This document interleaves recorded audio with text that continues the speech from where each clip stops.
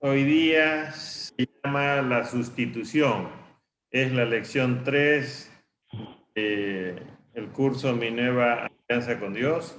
Y quiero compartir mi pantalla con ustedes en este momento para poder eh, aprender, avanzar. Gracias por estar con nosotros en este día. Y vamos a orar antes de empezar. Padre, en el nombre de Jesús, gracias te doy por la oportunidad que nos das de estar en esta clase. Te bendigo, Padre. A ti sea la gloria y la honra. Amén. Amén. Muy bien. Vamos a hablar de la sustitución en esta clase y Amén. empezar diciéndole lo siguiente. En el Antiguo Testamento, eh, déjame usar el puntero ahora. En el Antiguo Testamento, eh, el hombre ofrecía un sacrificio y para esto usaba un cordero. El cordero era una manera de entender que estaba muriendo alguien en su lugar, pero lo que hacía en el Antiguo Testamento era mirando hacia el futuro que alguien iba a limpiarle de todos sus pecados. Al inicio no había un concepto claro cómo iba a ser, pero más adelante ha ido apareciendo ya la figura que iba a ser un hombre que debía morir.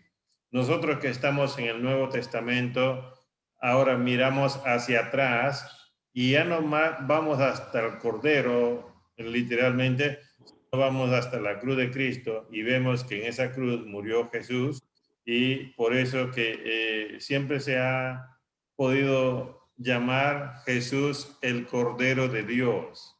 En el Antiguo Testamento era el Cordero de Juan, el Cordero de Jorge, el Cordero de Pedro, porque cada persona llevaba su propio cordero para ser sacrificado por su culpa. Entonces, ahora nosotros vamos a centrarnos en esa imagen de Jesús como el Cordero de Dios. Por eso se llama la sustitución. Eh, en primer lugar, quiero decirles, hay un texto en la Biblia que está en 2 Corintios capítulo 5, versículo 21, dice así, al que no conoció pecado, por nosotros lo hizo pecado, para que nosotros fuésemos, para que nosotros fuésemos hecho justicia de Dios en él. Entonces, una de las cosas que vemos aquí es que el que no conoció pecado es Jesús. Por nosotros lo hizo pecado. O sea, Jesús sufrió, murió como un pecador. Pero ¿cuál era el propósito? Dice, para que nosotros fuésemos hechos. O sea, nosotros ocupáramos el lugar de Jesús y por eso se llama la sustitución. En el Antiguo Testamento, por ejemplo, la ley decía, si mientes, eres mentiroso y eras condenado como culpable. Y Jesús en la cruz literalmente llevó el pecado del mundo, dice la palabra, y sobre su cuerpo recibió el castigo de todo lo que debíamos recibir nosotros en nuestro cuerpo. Por eso, cuando Pablo habla a los colosenses, le dice, porque habéis muerto. Hablando de que el creyente cuando reconoce a Jesús que murió en su lugar, se identifica con Jesús que murió en su lugar, entonces ahora Pablo dice, habéis muerto. Y eso es interesante, mis queridos hermanos, que el creyente pueda mirar hacia atrás, hacia la cruz, identificarse con Jesús y decir, ahora yo estuve ahí muriendo en la cruz. ¿Por qué? Porque Cristo estuvo ocupando mi lugar. Y por eso dice Pablo, vuestra vida está escondida en Cristo. Eso es interesante. Cristo fue a la cruz, murió él fue lo que recibió los latigazos, fue lo que recibió el menosprecio, las espinas en la cabeza, el insulto, todo. Pero él no tenía pecado. lo que teníamos pecado era nosotros, pero Él estaba yendo voluntariamente para que pudiera lograr algo para nosotros, para que nosotros, dice, fuésemos hechos justicia. Justicia significa que ahora nosotros siendo pecadores podamos ser hallados justos delante de Dios. Y esto no es porque nosotros hemos logrado, sino porque Cristo ha hecho algo en nosotros. Es más o menos para que ustedes puedan entender, les voy a mostrar una figura. Imaginemos que este es el libro, este es Cristo. Y dice Pablo, vuestra vida está escondida en Cristo. Inicialmente el lapicero representa a mi persona pecador. Y entonces yo lo que veo es un lapicero. Pero si ahora algo se pone lapicero, entonces de arriba yo primero veo el libro. Y entonces cuando veo el libro no veo el lapicero y ahora digo, ¿qué hay ahí? Un libro. Y de igual manera, Cristo se ha puesto sobre nosotros delante del Padre para que de esta manera, cada vez que Dios ve al Hijo, no nos vea a nosotros pecadores. ¿Por qué? Porque nosotros estamos escondidos en Cristo. Esa es la buena noticia de la salvación. Entonces, ese es el texto lema que ustedes necesitan memorizar, 2 Corintios 5:21. Al que no conoció pecado, por nosotros lo hizo pecado, para que nosotros fuésemos hechos justicia de Dios en él. Muy bien, vamos a avanzar. Antes, por ejemplo, Dios, ¿cómo me miraba? Me miraba en Adán. Y Adán pecó, Adán murió, por tanto yo también era un pecador y yo también moría. Pero ahora ya Dios me mira en Cristo y Dios ahora, entonces, como ve al Hijo, me ve a mí y por eso es que me acepta. Eso es lo que se llama la sustitución, la justificación. Ahora, ¿qué más? ¿Qué es la sustitución? La sustitución en el diccionario de la lengua española habla de reemplazo o, entonces, o cambio por una persona o cosa que cumple la misma función. Entonces, Cristo me ha reemplazado. Cristo ha ido en mi lugar a la cruz del... Y esa es la descripción, donde la figura de color naranja de pronto está en el lado del color azul y el de azul viene al del lugar naranja. Eso ha pasado con lo que dice Pablo en Corintios. Dice, lo que hemos leído anteriormente, vamos a repasar, aquí está, dice, al que no conoció pecado, por nosotros lo hizo pecado, para que nosotros fuésemos hechos justicia de Dios en él. Muy bien, entonces Cristo ha ocupado nuestro lugar, pero a la misma vez el resultado de esto es que nosotros ocupamos el lugar de Cristo en cuanto a la perspectiva, a la ubicación delante de Dios. Nosotros ahora podemos ser vistos en Cristo. Por eso también otra definición de sustitución es poner una cosa en lugar de otra. Ahora, ¿qué ha pasado? Literalmente, antes era el cordero de 4 patas, el animalito que moría, pero Cristo ha ocupado el lugar de ese cordero. Más adelante vamos a ver cuál es la función del cordero. Entonces, los sinónimos de sustitución dice cambio, mudanza, reemplazo, relevo, sustitución, suplantación. Pero vamos a quedarnos con esto, con reemplazo. No es relevo. ¿Ya? Entonces, el reemplazo, Cristo nos ha reemplazado. Ahora, ¿cómo? ¿Por qué hablar de la sustitución? Por una sencilla razón. Por ejemplo, nosotros tenemos una naturaleza pecaminosa, porque el hombre pecador no puede acercarse a Dios. O sea, yo como pecador que vengo de Adán, no puedo acercarme a Dios. Dios no me puede ver.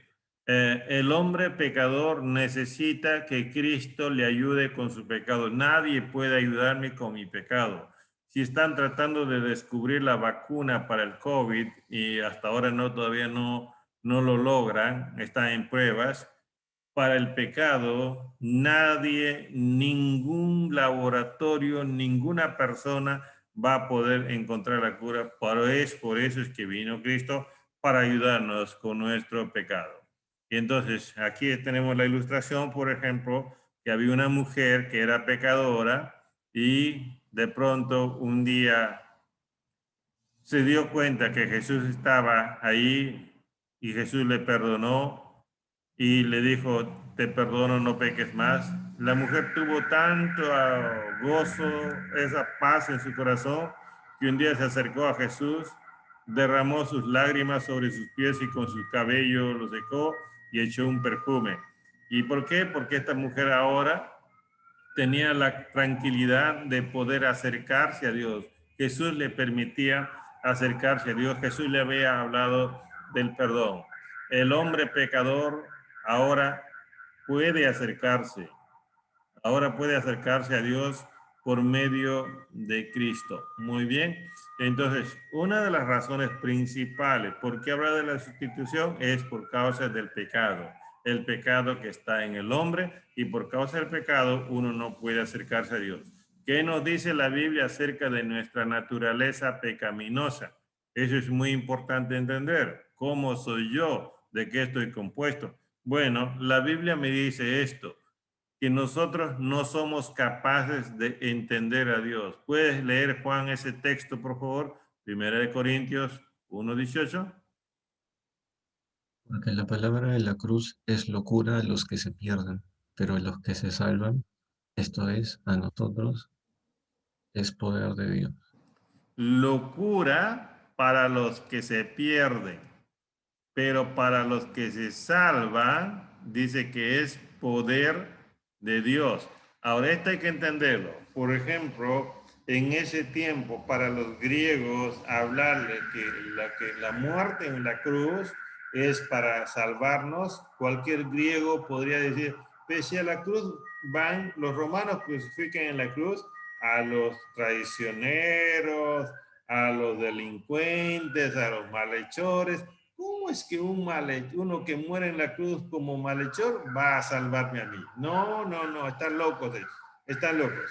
No, con ese cuento a otro lugar.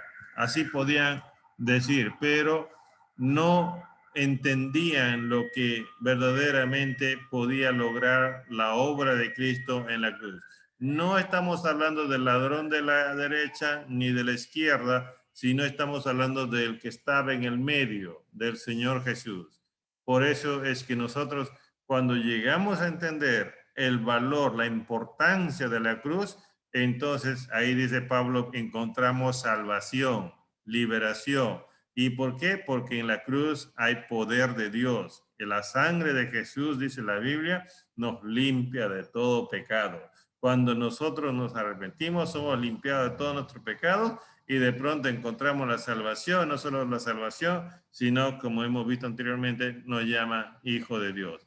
Ahora, no solamente no somos capaces de entender a Dios, sino también todos somos culpables delante de Dios. Walter, si tú puedes leer esta parte, te agradezco. Ahí en esa parte donde dice Romanos 2:3 y 3:23. Todos somos culpables delante de Dios. ¿Y piensas esto, oh hombre, tú que juzgas a los que tal hacen y haces lo mismo, que tú escaparás del juicio de Dios? Por cuando todos pecaron y están destituidos de la gloria de Dios.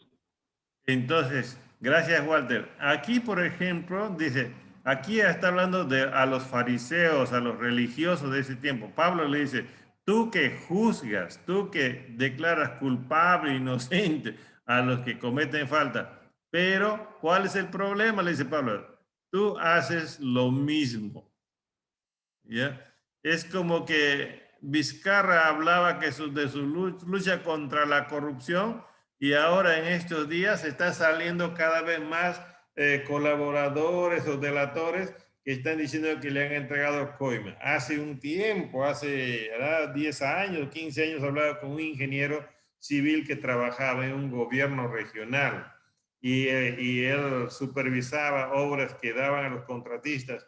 Y él le dijo, ¿y cómo hacen su trabajo? Me dice el pastor, me dijo, esto de las coimas, eso ya está institucionalizado y ya es parte del sistema. Es imposible que no hagan esto los alcaldes, los conductores, porque ya está en el sistema. Entonces, ya como automático ya. Entonces, y eso es lo que estaba pasando.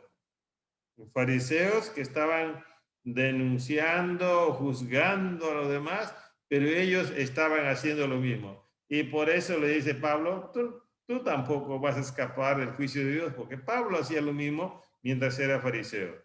Y entonces, ¿cuál es la conclusión de Pablo? Todos pecaron y por haber pecado todos, están destituidos de la gloria de Dios. Por tanto, por causa del pecado, estamos perdidos, somos culpables y hemos sido alejados de su presencia. Solo un hombre limpio puede ver a Dios. Y por tanto, yo no puedo ver a Dios. No puedo ir donde Dios está. ¿Ya? ¿Por qué? Porque estoy mal, estoy sucio, estoy contaminado. ¿Y qué dice Jesús en Mateo 5:8? A ver, Daisy, ¿puedes leer qué dice?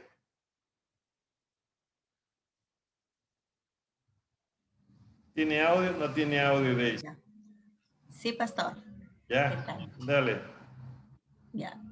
Solo un hombre limpio puede ver a Dios. Bienaventurados los de limpio corazón, pues ellos verán a Dios. Ya, este es interesante. Gracias, Daisy. Los de limpio corazón. En la primera parte ve un grupo de personas que dicen, no, esta es una locura la cruz. Otros estaban juzgando y pensaban que estaban comportándose bien, pero estaban destituidos. Pero dice el Señor Jesús, dice, uno que tiene el corazón limpio, esa persona puede ver a Dios. Verán, es una promesa. Jesús todavía no había muerto en la cruz, pero Jesús ya le estaba adelantando que iba a tener un corazón limpio. Solo un hombre santo puede vivir con Dios. Lee, Juan, por favor, el texto.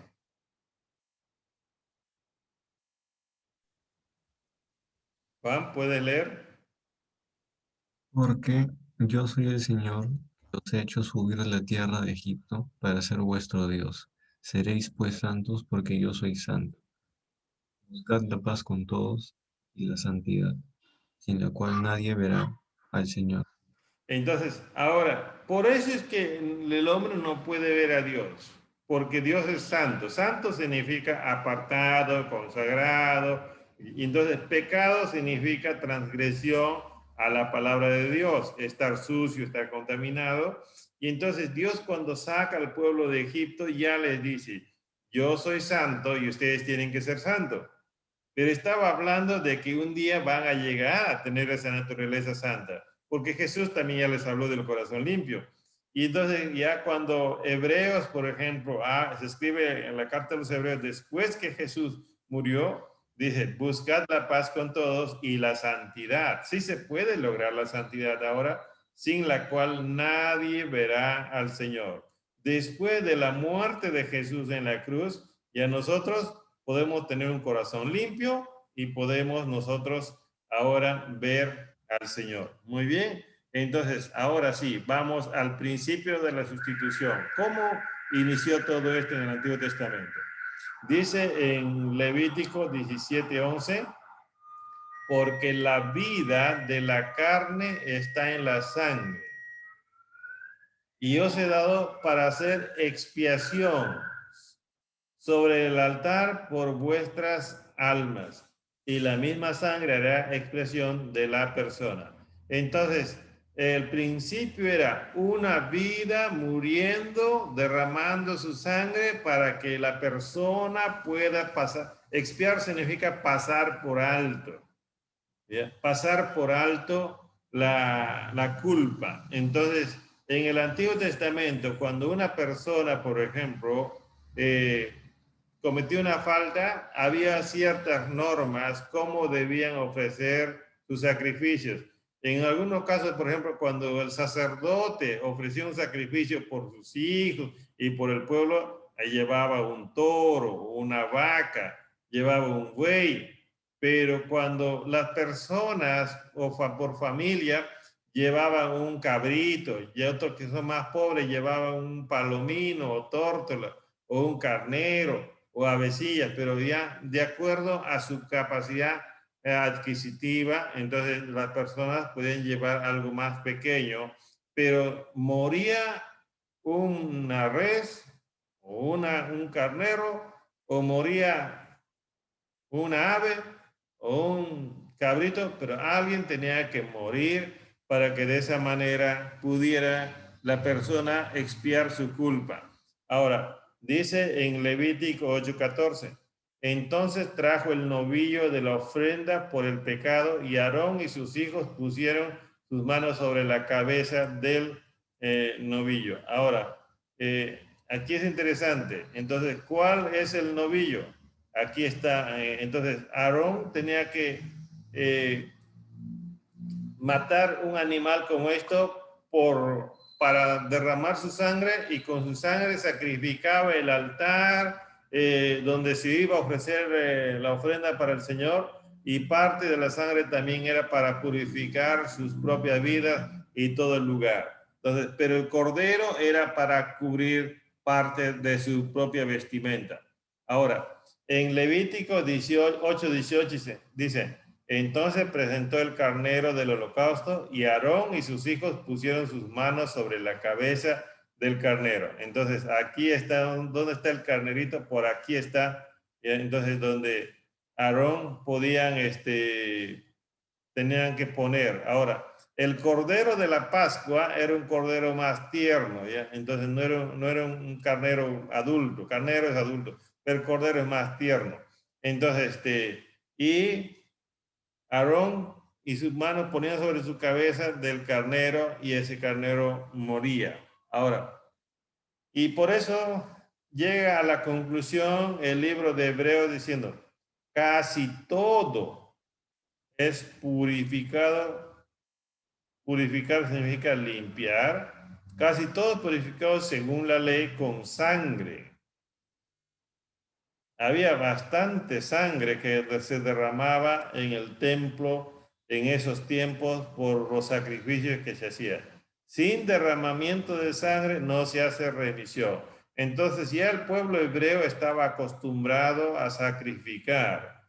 Y en todas las culturas se ve a las personas sacrificando vida por otra vida para que de esa manera pudieran avanzar. Y eso es lo que encontramos ahora ya cuando el Señor Jesús viene y da la última cena, dice, el que come mi carne y bebe mi sangre, vive de vida eterna y yo la resucitaré en el último día. Entonces, ahora Jesús ya va hablando en la última cena, por ejemplo, de su carne y su sangre, y la persona que toma eso va a vivir. Lo que se hacía en el Antiguo Testamento era morir un cordero o una cabrita o un toro o un novillo y eso era para purificar, para limpiar. Y entonces Jesús ya en la cena va poniendo como ejemplo dos elementos, el pan y la copa que representan su cuerpo y su sangre que se va a entregar por el pecador. Ahora, el sustituto en el Antiguo Testamento, por ejemplo, aquí en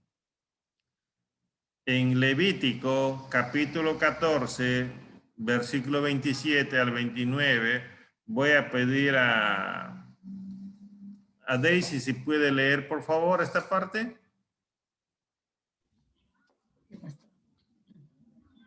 Y si es alguno del pueblo el que peca inadvertidamente, haciendo cualquiera de las cosas que el Señor ha mandado que no se hagan, y se hace así culpable, y se hace saber el pecado que ha cometido, traerá como su ofrenda una cabra sin efecto por el pecado que ha cometido. En el lugar del holocausto, pondrá su mano sobre la cabeza de la ofrenda por el pecado y la degollará. ¿Ya? Aquí encontramos a un poblador, a un miembro de una tribu, un hombre, cabeza de una familia, con con su cordero.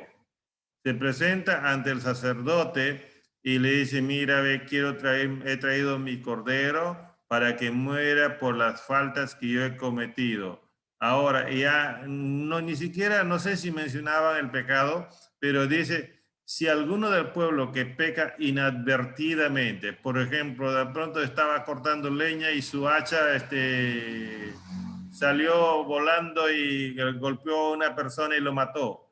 Entonces venía con su cordero para ofrecer esto porque era un pecado inadvertidamente, ¿ya? Y entonces, y se le hace saber el pecado que ha cometido, traerá como su ofrenda una cabra sin defecto por el pecado que ha cometido. Y pondrá su mano. Entonces, es interesante. La persona ponía su mano sobre la cabecita como diciendo, corderito, lleva mi culpa con tu muerte. Así era el acto. Ahora, después, Aarón, cuando había una ceremonia, una vez al año, se llamaba la fiesta de la Pascua, el año de la expiación.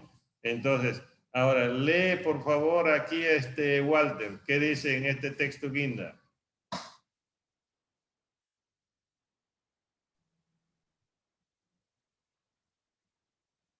Oh, Juan, si tienes audio, lee tú. Después Aarón pondrá ambas manos sobre la cabeza del macho cabrío y confesará sobre él todas las iniquidades de los hijos de Israel y todas sus transgresiones, todos sus pecados. Y poniéndolo sobre la cabeza del macho cabrío, lo enviará al desierto por medio de un hombre preparado para esto. El macho cabrío llevará sobre sí todas sus iniquidades a una tierra solitaria, y el hombre soltará el macho cabrío en el desierto. ¿Ya? Ahora, esto es interesante entender. El hombre, por su pecado, traía su cordero y ese cordero derramaba su sangre, se ponía sobre el sacrificio, pero el cordero terminaba quemado aquí. Eso era por su pecado. Pero cuando ya era una fiesta de remisión de pecados, el tiempo especial, el pueblo venía sobre el templo y ¿qué hacían los sacerdotes? Mataban varios corderos, mataban el toro, el novillo, pero escogían después un macho cabrío. El macho cabrío rociaban sangre sobre su cabeza y al macho cabrío lo llevaban al desierto. Y era un sacerdote que se encargaba de llevarlo al desierto. ¿Para qué? Para que como que simbólicamente decir, mira, ve, el pueblo ha venido a confesar sus pecados y ahora el pecado se está alejando de su presencia. Y eso es lo que Dios dice más adelante. Nunca más me acordaré de vuestros pecados. Eso lo dice más adelante. Entonces, eso es lo que nosotros debemos entender. Jesús entregó su vida por nosotros y ha alejado nuestro pecado delante de Dios para que nosotros pudiéramos tener un corazón limpio. Ahora, el cordero ya se ve en el Antiguo Testamento. Por ejemplo, aquí dice, cuando ya Abraham tiene un hijo y se llama Isaac, y Dios ve que Abraham está contento que ha nacido su hijo en su vejez y amaba tanto a su hijo, y Dios le dice, Abraham, toma ahora tu hijo, como dice acá, y probó Dios a Abraham y le dijo, así, probó Dios a Abraham. ¿Y cómo lo probó? Toma ahora tu hijo, tu único, Isaac, a quien amas, o sea, no, le amaba mucho, y vete a tierra de Moriah y ofrécelo allí en holocausto. Y uno diría, pues no, está loco, ¿cómo van a hacer esto? Es el único hijo que ha llegado en su vejez y ahora quiero que lo ofrezca. Entonces, esta historia está ahora resumida, pero nosotros lo que debemos entender es lo siguiente. Cuando está antes que Abraham le respondiera a Isaac. Entonces, Abraham dice que tomó, dice acá, Y cuando llegaron al lugar donde Dios le había dicho, edificó allí Abraham un altar y compuso la leña y ató a Isaac su hijo y lo puso en el altar sobre la leña. Y extendió a Abraham su mano y tomó el cuchillo para degollar a su hijo. Entonces el ángel de Jehová le dio voces desde el cielo y dijo, Abraham, Abraham. Y él respondió, heme aquí. Y dijo, no extiendas tu mano sobre el muchacho ni le hagas daño. Ahora, ¿qué pasó? Cuando dice probó, es que porque por un momento tal vez Abraham empezó a mirar más a su hijo que a mirar a Dios. Como que su vista, que estaba mirando a Dios, de pronto ha cambiado de dirección y ahora miraba más a su hijo. Eso es la parte, vamos a decir, que trabaja Dios con Abraham de una manera personal para ayudarlo a regresar. Y entonces, ahora Abraham le prueba. Pero, ¿qué le dice? Ofrece a tu hijo. Ese acto ya va más allá de la prueba, es porque Dios le está pidiendo hacer algo que él mismo va a hacer más adelante. Entonces, cuando le dice, el Señor le dice a Abraham, entrega a tu hijo, entonces está pidiéndole algo a Abraham que él mismo va a hacer más adelante. Ahora, ¿qué papá no ama a su hijo? Y peor si tienes tu tiempo y tu edad y no ha podido nacer. Entonces, ahora ya vemos aquí Dios probando a Abraham, pero también Dios proveyendo a Abraham. Cuando Abraham obedientemente estaba ahí con su cuchillo, pero antes ya le había dicho a su hijo, le había dicho a su hijo, Dios va a proveer el cordero. Y entonces dice, entonces alzó Abraham sus ojos y miró, y he aquí a sus espaldas un carnero trabado en un zarzal por sus cuernos. Y fue a Abraham y tomó el carnero y lo ofreció en holocausto en lugar de su hijo. Ahí aparece el cordero. En ese tiempo, cuando Abraham estaba por sacrificar a Isaac, en ese tiempo aparece el sustituto de Isaac, que es un cordero trabado para que muera en su lugar. Eso es una sombra de lo que Dios iba a hacer más adelante. Ahora, el cordero que murió por el hombre pecador se llama Señor Jesús. Y eso ya es un hombre, porque eso dice el texto bíblico. Mira lo que dice el texto. Por lo cual debía ser en todo semejante a sus hermanos. Semejante, parecido a sus hermanos. Entonces estamos hablando de una persona para venir a ser misericordioso y fiel sumo sacerdote. En el Antiguo Testamento había un sacerdote, habían los levitas, pero aquí el Señor Jesús viene a ser semejante a sus hermanos en cuanto a naturaleza humana. Pero la misma vez ya aparece otro título más, fiel sumo sacerdote. ¿Ya? Ese es otro título que se le menciona a Jesús en Hebreos. Para expiar los pecados, ya el sacerdote del Antiguo Testamento expiaba los pecados. Ahora encontramos un sumo sacerdote que va a expiar los pecados del pueblo.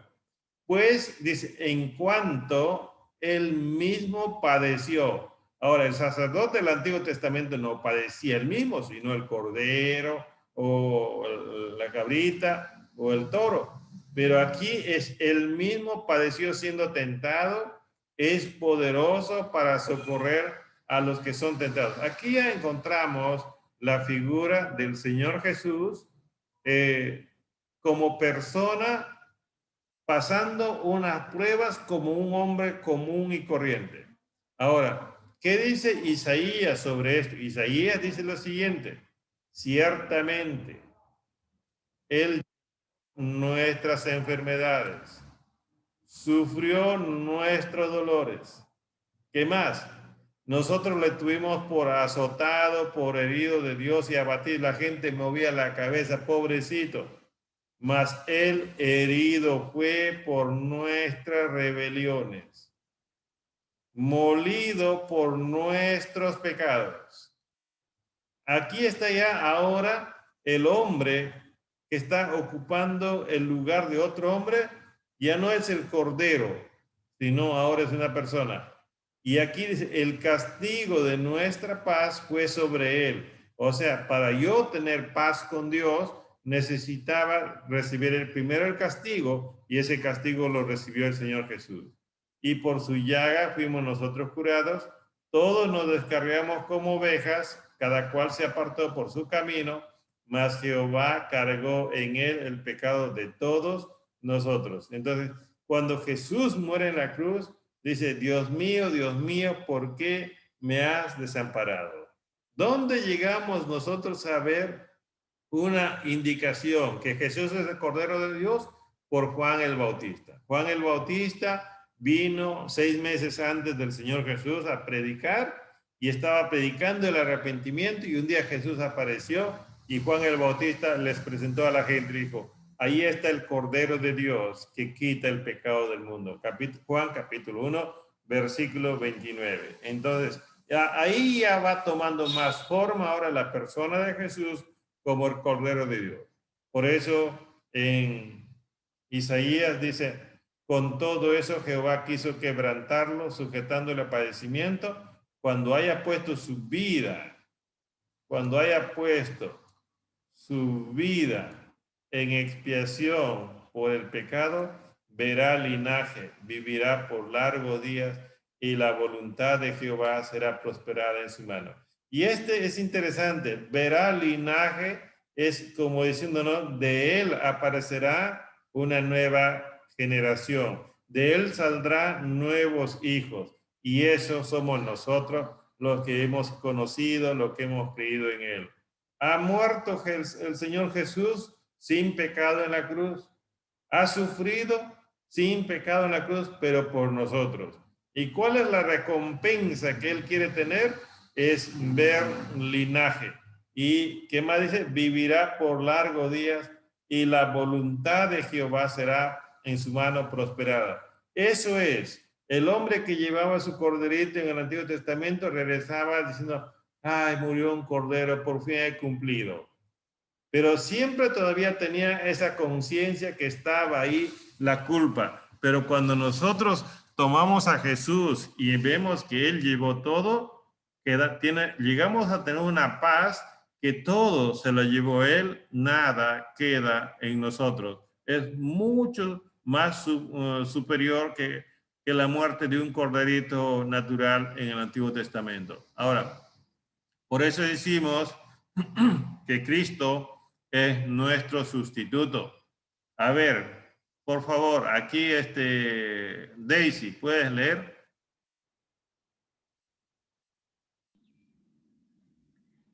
Entonces Caifás, uno de ellos, sumo sacerdote aquel año, les dijo, vosotros no sabéis nada, ni pensáis que nos conviene que un hombre muera por el pueblo, y no que toda la nación perezca.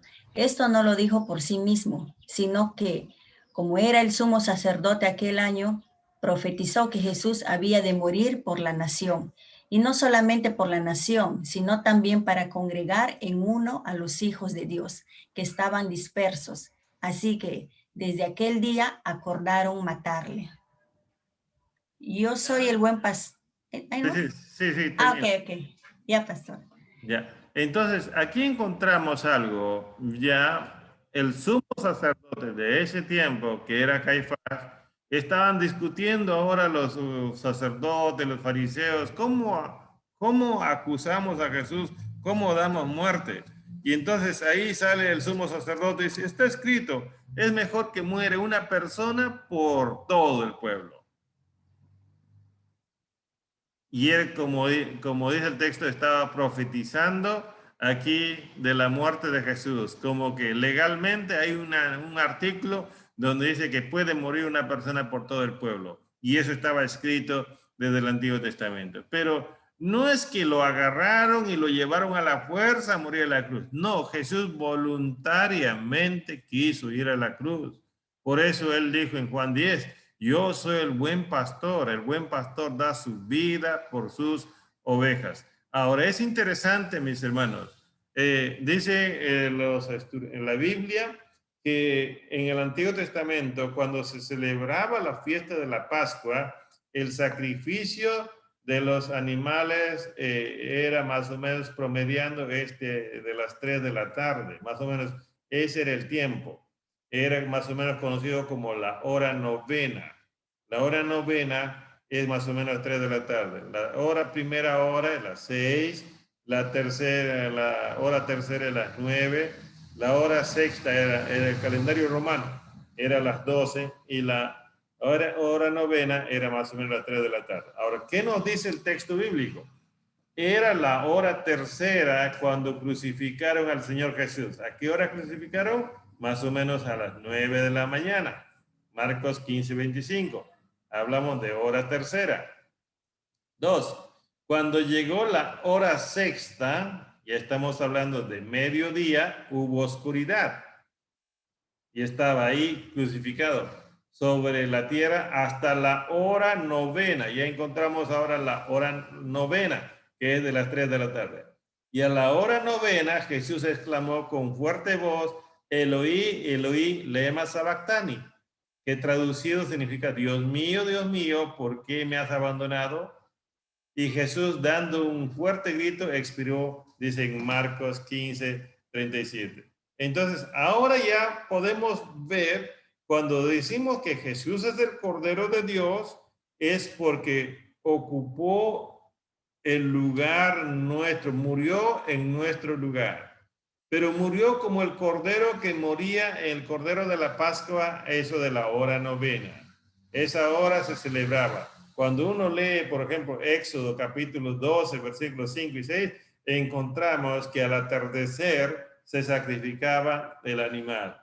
Muy bien, entonces, ahora ya entendemos que Cristo es el que murió en nuestro lugar a la hora novena, entregó el Espíritu. Pero estuvo desde la hora tercera colgado, pero a la hora novena, Él murió, como el Cordero moría en esa hora. Cristo es mi sustituto perfecto, mi reemplazo perfecto. Ahora, por eso dice en Primera de Pedro, capítulo 3, versículo 8, ¿puedes leer ahora, Juan?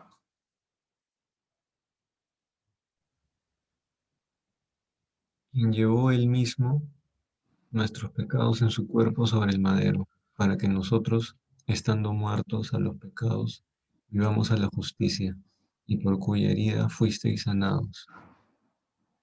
Porque también Cristo padeció una sola vez por los pecados, el justo por los injustos, para llevarnos a Dios, siendo a la verdad muerto en la carne, pero vivificado en espíritu.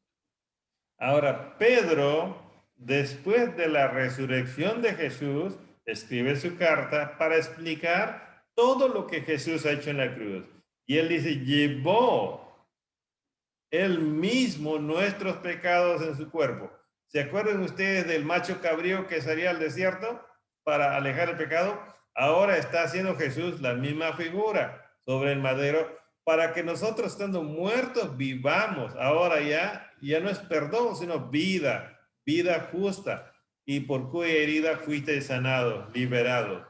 Dice, Cristo padeció una sola vez por los pecados, el justo por los injustos, para llevarnos a Dios. Eso es lo que Jesús quiso hacer al morir en la cruz. Alejar nuestros pecados delante de Dios y llevarnos a Dios ahora, ¿ya?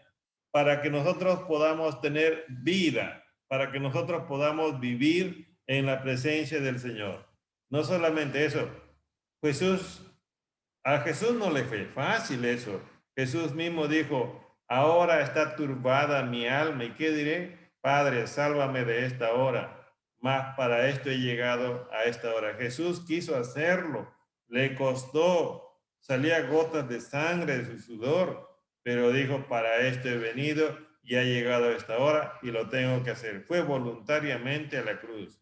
Por eso, Gálatas capítulo 3, versículo 13. A ver, Walter, ¿puedes leer, por favor? Cristo nos redimió de la maldición de la ley, hecho por nosotros maldición, porque está escrito, maldito todo lo que es colgado en un madero. Gracias. Cuando dice nos redimió, El verbo redimir significa pagar un rescate. Y literalmente lo que está diciendo es la ley nos tenía a nosotros con tanta condena. Es como ahora la ley, por ejemplo, de los lavados de activos, cómo es te suman las penas. Antes no, antes la pena más alta te ponían y las chiquitas desaparecían. Ahora, para la corrupción que han hecho, si por robar tienes 5 años, y por mentir tienes 2 años, y por estafar tienes 10, van sumando 5 más 2, 7, más 10 son 17 y así van sumando.